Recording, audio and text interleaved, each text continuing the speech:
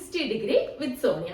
അപ്പൊ ഇപ്പോ എക്സാം ഒക്കെ തൊട്ടടുത്ത് വന്ന് നിൽക്കുന്ന സമയമാണ്. +1 +2 കുട്ടികളുടെ മോഡൽ എക്സാം തൊട്ടടുത്ത ആഴ്ച സ്റ്റാർട്ട് ചെയ്യും, 17-ാം തീയതി അല്ലെ. അപ്പൊ ഞാൻ വിചാരിച്ചു പെട്ടെന്ന് ഒരു സ്റ്റഡി പ്ലാൻ പോലെ ചെയ്യാം. ഇപ്പൊ ഒത്തിരി അധികം കുട്ടികൾ ടെൻഷൻ അടിച്ചിരിപ്പുണ്ടാവും, എങ്ങനെ പഠിച്ച് തീർക്കും, മോഡൽ എക്സാമിന് എങ്ങനെ പഠിച്ചു കഴിഞ്ഞാൽ പെട്ടെന്ന് തീർക്കാൻ പറ്റും എന്നുള്ള കാര്യത്തിനെ കുറിച്ചൊക്കെ ഒന്ന് ആലോചിച്ചുകൊണ്ടിരിപ്പുണ്ടാവും അല്ലെ.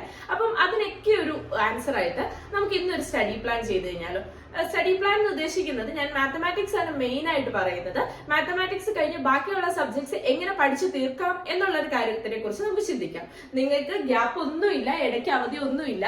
17 മൺഡേ എക്സാം തുടങ്ങിയിട്ട് 17th തുടങ്ങിയിട്ട് 17, 18, 19, 20, 21 21st വരെ ഫ്രൈഡേ മൺഡേ എക്സാം തുടങ്ങി ഫ്രൈഡേ നിങ്ങൾക്ക് എക്സാം തീരുന്ന രീതിയിലാണ് ടൈം ടേബിൾ വന്നിരിക്കുന്നത്. മോഡൽ എക്സാം ആണ് എന്ന് വെച്ച് ഒന്നും പഠിക്കണ്ട എന്നല്ല. മോഡൽ എക്സാം പഠിച്ചെഴുതണം, എങ്കിൽ മാത്രമേ നിങ്ങൾക്ക് മോഡൽ എക്സാം കൊണ്ട് നിങ്ങൾക്ക് പബ്ലിക് എക്സാമിന് യൂസ് ആകത്തുള്ളൂ. അപ്പം എങ്ങനെ നമുക്ക് തീർക്കാം എന്ന് നോക്കിയാലോ.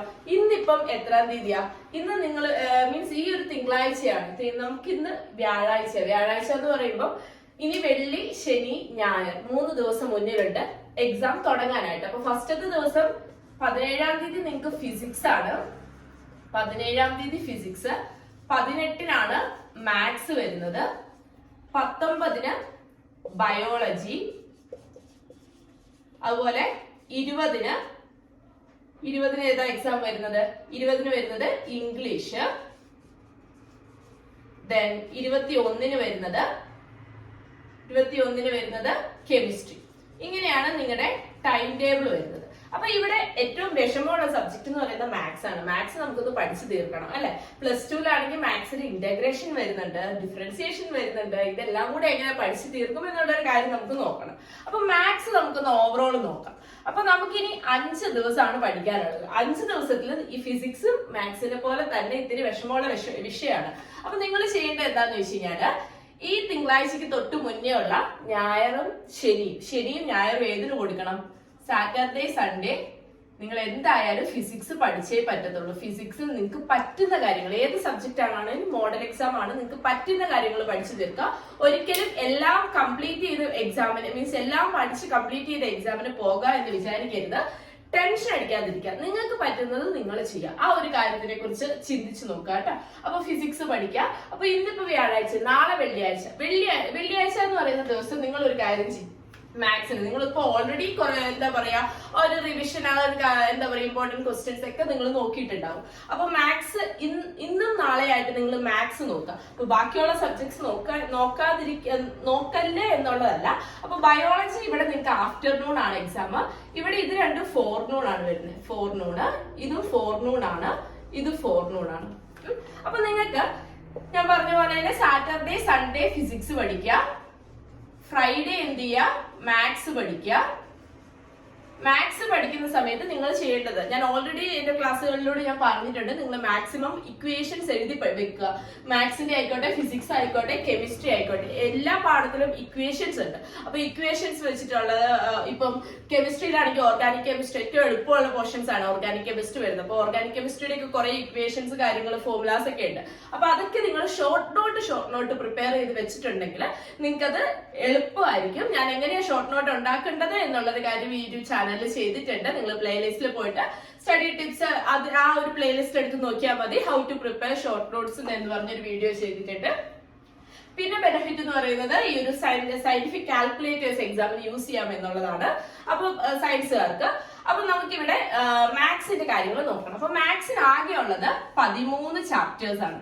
13 ചാപ്റ്റേഴ്സ്. +2 മാത്തമാറ്റിക്സ് ആകെ ഉള്ളത് 13 ചാപ്റ്റേഴ്സ് ആണ്. ആ 13 ചാപ്റ്റേഴ്സിൽ തന്നെ കുറച്ച് നല്ല ടഫുള്ള ചാപ്റ്റേഴ്സ് ഉണ്ട്.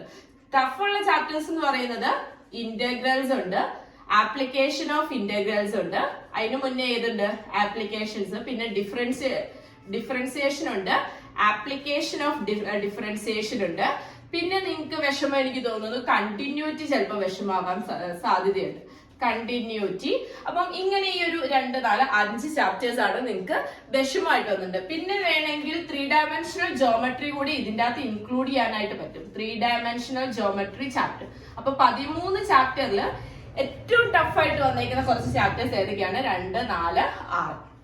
ഈ 6 ചാപ്റ്റേഴ്സ് 13-ല് റെഡ് സോണിൽ കിടക്കുന്ന ആരാണ്? 6 ചാപ്റ്റേഴ്സ് ആണ്. അപ്പൊ 13-ന് 6 പോയാൽ പിന്നെ ബാക്കി എത്രയുള്ളേ? ഇവിടെ 7 ചാപ്റ്റേഴ്സ് എന്തുണ്ട്? നമുക്ക് ഗ്രീൻ സോണിൽ കിടപ്പുണ്ട് അല്ലെ. അപ്പൊ നമുക്ക് എന്താ പറയാ, ഇച്ചിരി എളുപ്പമുള്ള പാഠങ്ങൾ എന്റെ രീതിയിലാണ് കേട്ടോ ഞാൻ ഈ ഒരു ഗ്രീൻ സോണും റെഡ് സോണും ഒക്കെ ഡിഫൈൻ ചെയ്തിരിക്കുന്നത്. അപ്പൊ നിങ്ങൾ ചെയ്യേണ്ടത് എന്താണെന്ന് വെച്ച് കഴിഞ്ഞാല്, ഈ ഒരു മോഡൽ എക്സാമിന് ഈ ഒരു ഗ്രീൻ സോണിൽ ഞാൻ പറയുന്ന ചാപ്റ്റേഴ്സ് ഇല്ലേ, relations and functions, matrices, determinants, അതുപോലെ തന്നെ ഇൻവേഴ്സ് ട്രിഗ്നോമെട്രിക് ഫംഗ്ഷൻസ്, പിന്നെ വന്നിട്ട് പിന്നെ ഏതാ വരുന്നത്, പ്രോബബിലിറ്റി വരുന്നുണ്ട്, പിന്നെ ലീനിയർ പ്രോഗ്രാമിംഗ് വരുന്നത്. ഇങ്ങനെയുള്ള പാഠങ്ങൾ എന്ത് ചെയ്യുക, നിങ്ങൾ മുഴുവനായിട്ടും പഠിക്കുക എന്ന് പറഞ്ഞു കഴിഞ്ഞാല് എല്ലാം അരച്ച് കലക്കി കുടിക്കുക എന്നുള്ളതല്ല, കൂടുതലായിട്ട് അതിൻ്റെ അകത്ത് പഠിക്കാം. കാരണം മോഡൽ എക്സാമിന് മുഴുവൻ മാർക്ക് മേടിക്കുക എന്നുള്ളതല്ല, നിങ്ങളുടെ പബ്ലിക് എക്സാം എങ്ങനെയായിരിക്കും എന്നതിന് മുന്നോടിയാണ് ഈ ഒരു മോഡൽ എക്സാം. അപ്പൊ മോഡൽ എക്സാമിന് നിങ്ങൾക്ക് പഠിച്ചെഴുതാൻ പറ്റണം. നിങ്ങൾ പഠിച്ചത് നിങ്ങൾക്ക് എഴുതാൻ പറ്റുന്നുണ്ടോ എന്ന് നിങ്ങൾ ശ്രമിക്കണം. എങ്കിൽ മാത്രമേ അത് നമുക്ക് പബ്ലിക് എക്സാം ആകുമ്പോഴത്തേക്കും ഇംപ്രൂവ് ചെയ്യാനായിട്ട് പറ്റത്തുള്ളൂ. അപ്പം ആ ഒരു പാഠങ്ങൾ നിങ്ങൾ നന്നായിട്ട് കൂടുതൽ പഠിക്കാം. ഇനി ഈ ഒരു മീൻസ് റെഡ് സോണിൽ കിടക്കുന്ന നമ്മുടെ 6 ചാപ്റ്റേഴ്സ് ഉണ്ട്. ഈ 6 ചാപ്റ്റേഴ്സ് ചെയ്യേണ്ടത് എന്താണെന്ന് വെച്ച് കഴിഞ്ഞാല്, അതിൻ്റെ അകത്ത് നിന്ന് നിങ്ങൾക്ക് പഠിക്കാൻ പറ്റുന്ന കാര്യങ്ങൾ നിങ്ങൾ പഠിക്കുക. എന്ന് പറഞ്ഞു കഴിഞ്ഞാൽ ഒരു കാര്യം ഒന്ന് എന്താ പറയാ എല്ലാം ഒഴിവാക്കി കളയുക എന്നുള്ളതല്ല, അത് ഓവറോൾ ആ പാഠത്തിൽ എന്തൊക്കെയുണ്ട് എന്നുള്ളതിനെ കുറിച്ചെങ്കിലും നിങ്ങൾ അറിഞ്ഞിരിക്കണം. എന്നിട്ട് നിങ്ങളൊന്ന് എക്സാം ട്രൈ ചെയ്ത് നോക്ക്.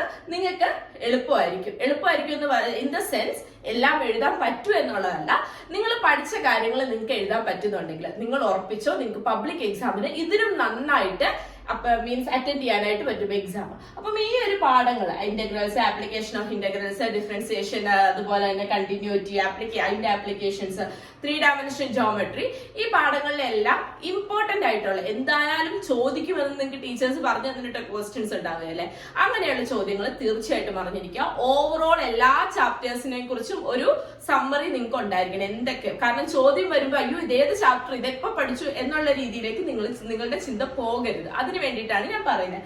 അപ്പം ഞാൻ എന്റെ ചാനലില് ഞാൻ ഓൾറെഡി ഒരു സീരീസ് സ്റ്റാർട്ട് ചെയ്തിട്ടുണ്ട്. എല്ലാ ചാപ്റ്റേഴ്സും ഒന്ന് ഓവറോൾ സമ്മറി പറഞ്ഞ് ഇമ്പോർട്ടന്റ് ആയിട്ടുള്ള എന്തൊക്കെയാണ് പഠിക്കേണ്ടത് എന്നുള്ള കാര്യങ്ങൾ. അപ്പൊ ആദ്യമായിട്ട് ഈ ഒരു വീഡിയോ കാണുന്നവരുണ്ടെങ്കിൽ തീർച്ചയായിട്ടും നിങ്ങൾ ചെയ്യേണ്ട കാര്യം എന്ന് പറഞ്ഞു കഴിഞ്ഞാൽ, എന്റെ ചാനലിൽ പോയി പ്ലേലിസ്റ്റിൽ +2 എക്സാം എന്ന് പറഞ്ഞൊരു പ്ലേലിസ്റ്റ് കിടപ്പുണ്ട്. അപ്പൊ അതിലെടുത്ത് നോക്കി വീഡിയോസ് കാണുക.